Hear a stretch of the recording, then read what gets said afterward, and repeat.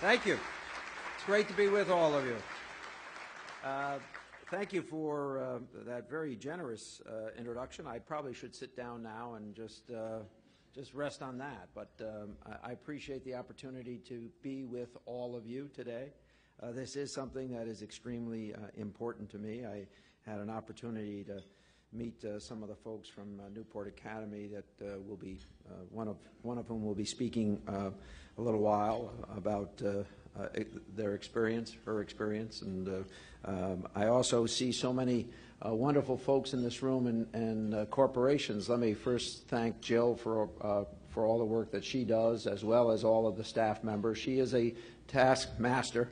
We did some announcements not so long ago at their building, and it was good to see the building and see what's going on and see how the whole team really is a team and works so very well together. I'm also delighted to see so many of you, and some of you have been participants in this endeavor for 25 years. And so a special thank you to the founders of the organization, the folks who first came together 25 years ago to take this issue on. And let's be very clear, issues evolve, and they start one place, and then something related becomes a bigger issue for a period of time, and then something else becomes a bigger issue, and then we get back to some other thing. That is the history of addictive behavior. It's the history of challenges. It's also the history of how we're digging deeper on a bunch of these issues.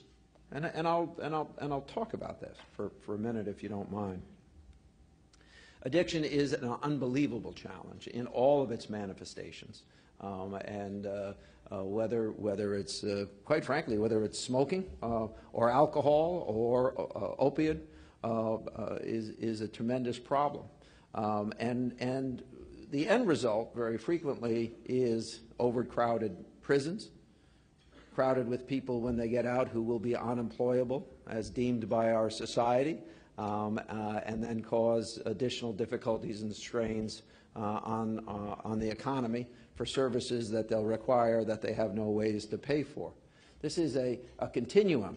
I'll talk about how things flare. We've spent a lot of time on mentoring in this organization, and I see one of the great mentors from Norwalk who's with us today.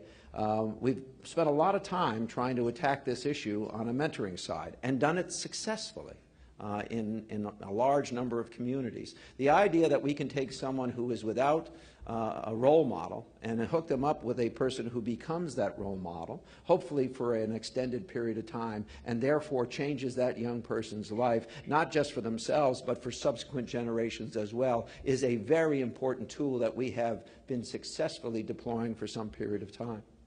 Just a few years ago, when bullying became such a crisis, and we were reading about young people ending their lives, and quite frankly, that's happened in the last 12 months in our own state, we took that issue on and really wrestled with it very successfully. In each of the years that I've been governor, we have passed additional legislation with respect to bullying, tightening not only the laws with respect to what is and is not bullying, but who needs to understand bullying, who needs to intercede, the obligations of educational institutions or support organizations to report that when they see it going on. Very important work that we're doing. And then I talked about what becomes a hot addictive item, and that changes from cocaine to crack, both the cocaine-based to other forms of drugs, to including marijuana and other things. We take all of that on and we respond on an ongoing basis, and that's the best way to do it, and this organization has done it for 25 years. Just in the last couple of years, we've seen an explosion of opioid addiction. And we have worked with some wonderful companies. One of those is in the room, Purdue Pharma, that stepped up to its obligations with respect to introduction of a drug that is life-changing on the beneficial side, but offered certain threats on the other side. They went back to the drawing board under some pressure, but also understanding what their obligations were to the broader society, and reformulated that drug. And we should be proud of the fact that they did that. But here's an issue that we have and we've been wrestling with in New England. Our friends in Canada did not put a requirement on using tamper-resistant forms of that drug. And so they were continuing to write prescriptions just over the border. I mean, imagine if you're in Vermont and you can go across the border and get a prescription for a drug that isn't tamper-resistant. The governors of New England came together to argue this case. I've had discussions with the ambassador to and from Canada on this issue.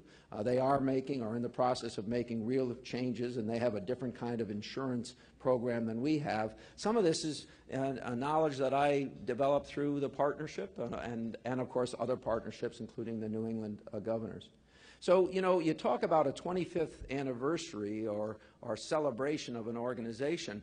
What's great about this organization, and I use those examples to say it quite clearly, it evolves, it responds, it's ready, it's together, it's on the ground, and when a certain challenge rears its head, it can respond to that challenge. Right now, I talked about prescription forms of opiate.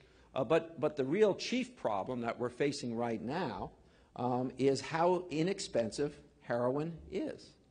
It is more potent, and I'm 59 years old, and I see a bunch of people my age, or maybe even 1 or 2 years older.